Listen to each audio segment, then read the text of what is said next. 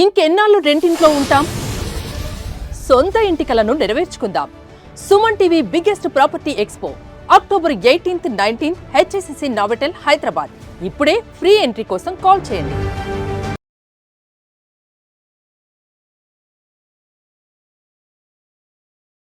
అందరికీ నమస్కారం. నేను Swarupa Potlapalli. Welcome to Suman TV. పెళ్లి చేసుకుంటారట, కలిసే ఉంటారంట, కానీ పిల్లలు మాత్రం వద్దంట. ఫారిన్ కంట్రీస్లో బాగా ఫేమస్ అయిన డింక్ రిలేషన్స్ ఇప్పుడు ఇండియాలో కూడా పెరిగిపోతున్నాయి. అసలు ఏంటి డింక్ రిలేషన్స్? ఎందుకు యువ జంటలు ఈ రిలేషన్స్ వైపు అట్రాక్ట్ అవుతున్నారు? ప్రస్తుతం నాతో పాటు ఉన్నారు లైఫ్ కోచ్ వసుధార గారు. ఆవిడతో మాట్లాడదాం. నమస్తే వసుధార గారు. నమస్తే Swarupa. DINK relations, dual income, no kids అంటే భార్యాభర్త ఇద్దరు ఉద్యోగాలు చేస్తారు, 2 చేతుల సంపాదిస్తారు, కానీ పిల్లలు మాత్రం వద్దంట. పిల్లల్ని కనరు, వాళ్ళకి ఆ బాధ్యతలు కూడా వద్దు. ఎందుకు యూత్ ఇలా ఈ రిలేషన్స్ వైపు అట్రాక్ట్ అవుతున్నారని మీరు అనుకుంటున్నారు? ఇంతకు ముందు మీరే చెప్పారు, బాధ్యతలు వద్దు. బాధ్యతలు తీసుకోవటం ఇంట్రెస్ట్ లేక ఒకటి, ఇంకొకటి ఒకవేళ అమ్మాయి పిల్లలు అయితే కనుక తన కెరీర్, డ్యూయల్ ఇన్కమ్ అంటే ఆ అమ్మాయి యొక్క కెరీర్ కొంతవరకు ఆగిపోతుంది, కొంత బ్రేక్ తీసుకోవాల్సి వస్తుంది. సో ఆ బ్రేక్ టైంలో కొంత స్ట్రెస్, డబ్బులు రావు, ఇదివరకు వస్తున్నాయి ఒక మేబీ 2-3 లక్షలు అనుకుందాము, ఆ అమ్మాయి హాఫ్ సంపాదిస్తూ ఉండొచ్చు, ఆ హాఫ్ తగ్గిపోతుంది. సో వీళ్ళ ప్రణాళికలన్నీ ఆ వచ్చే ఇద్దరి జీతానికి సరిపెట్టుకొని కూర్చుంటే ఆ అమ్మాయి కొంతకాలం ఉద్యోగం నుంచి బ్రేక్ తీసుకోవాల్సి వస్తే సరే 6 months అందరూ ఇస్తారు.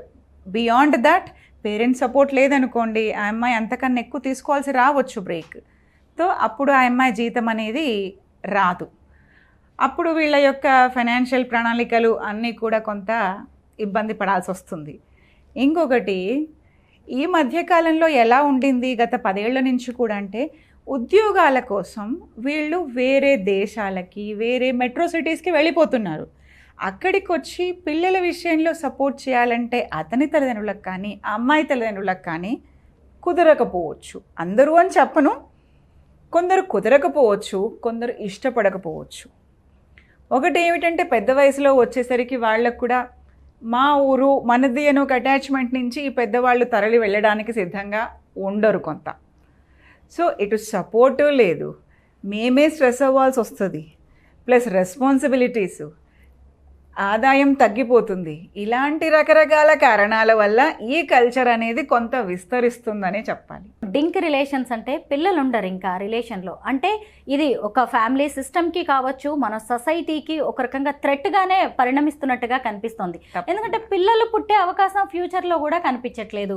దీనికి యూత్కి మీరేం చెప్తారు? ఒక రకంగా చెప్పాలంటే అది వాళ్ళ పర్సనల్ చాయిస్ అనేది ఒకటి.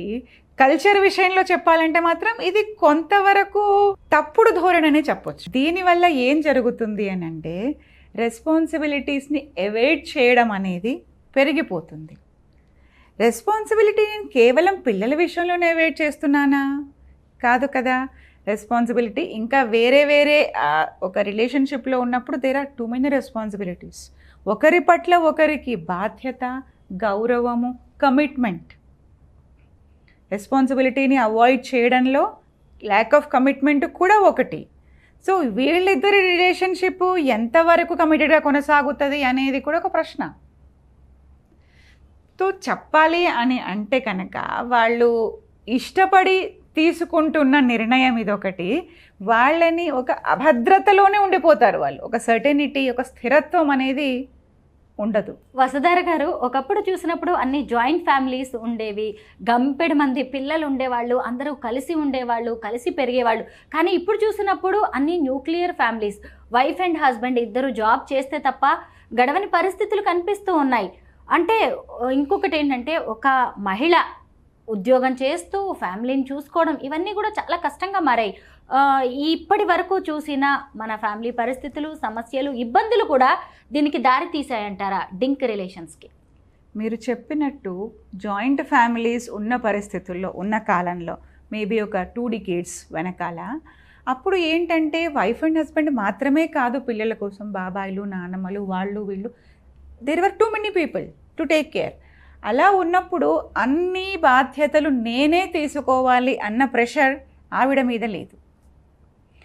మొత్తం అంతా నేనే చేయాలి ఫైనాన్షియల్గా అనే ప్రెషర్ అతని మీద లేదు. న్యూక్లియర్గా వచ్చేసరికి ఏమైంది, ఫైనాన్షియల్గా రెస్పాన్సిబిలిటీలన్నీ ఒక కాలం వరకు అతనే తీసుకున్నాడు, ఫ్యామిలీ రెస్పాన్సిబిలిటీస్ అన్నీ ఆవిడే తీసుకుంది.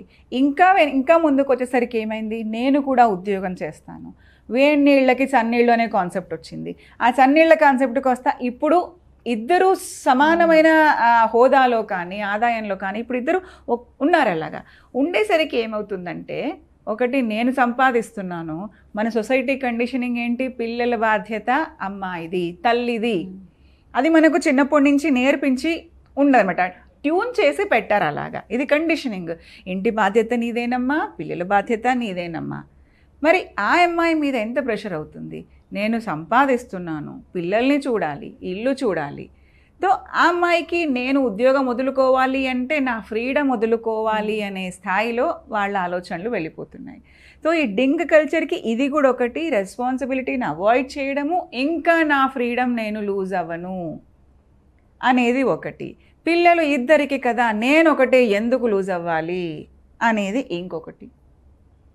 సో సమానత్వం పేపర్ మీద చూసినంత తేలికగా నిజ జీవితాల్లో కష్టం అండి. ఒకరి ఫినాన్షియల్ స్టేటస్ గురించి చెప్పినప్పుడు వాళ్ళకి 4-5 తరాలు కూర్చుని తిన్నా తరగని డబ్బు ఉంది అని చెప్పేవాళ్ళు.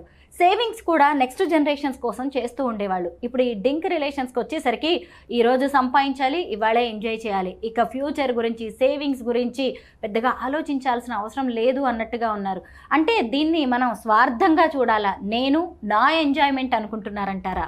కొంతవరకు స్వార్థమేనండి, కొంతవరకు స్వార్థమే. మీరు చెప్పినట్టు ఫ్యూచర్ అంటే ఏంటి, ఫ్యూచర్ అసలు ఏమిటి? పిల్లలు ఉంటే వాళ్ళ కోసం చెయ్యాలి అనేది ఒక థాట్ ఉంటుంది. పిల్లలే లేరు, వాట్ ఈస్ ద ఫ్యూచర్? ఇప్పుడు ఈ ఇద్దరు రిలేషన్షిప్లో కూడా ఎంతవరకు కమిట్మెంట్ ఉందనుకోవచ్చు. ఇవాళ తెచ్చుకున్నాము, ఇవాళ ఎంజాయ్ చేసాము, ఇవాళ అయిపోయింది, రేపు ఏమిటి? ఆ రేపు మనం ఇద్దరం కలిసే ఉంటామా? చెప్పలేము.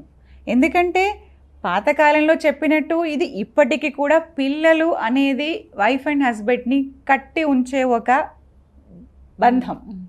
అది లేనప్పుడు కొంతవరకు ఈ కమిట్మెంట్లు అనేవి తగ్గిపోతాయనే మాట సైకలాజికల్గా వాస్తవం. సో వీళ్ళ ఫ్యూచర్ ఏమిటి అనేది వాళ్ళ క్లారిటీ ఉందనైతే నేను అనుకోవట్లేదు. వసుధార గారు చెప్పినట్టుగా డింక్ రిలేషన్స్ అనేవి ఖచ్చితంగా వ్యక్తిగతమైనవి.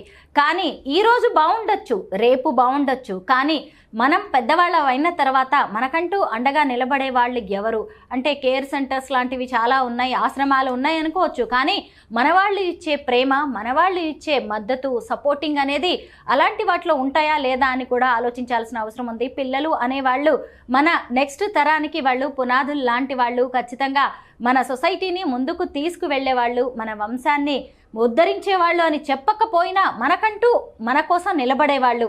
ఆ విషయంలో మాత్రం ఎవరికి వాళ్ళు వ్యక్తిగతంగా నిర్ణయాలు తీసుకోవడమే మంచిది. Thank you so much Vasudhara garu. Thank you అమ్మా.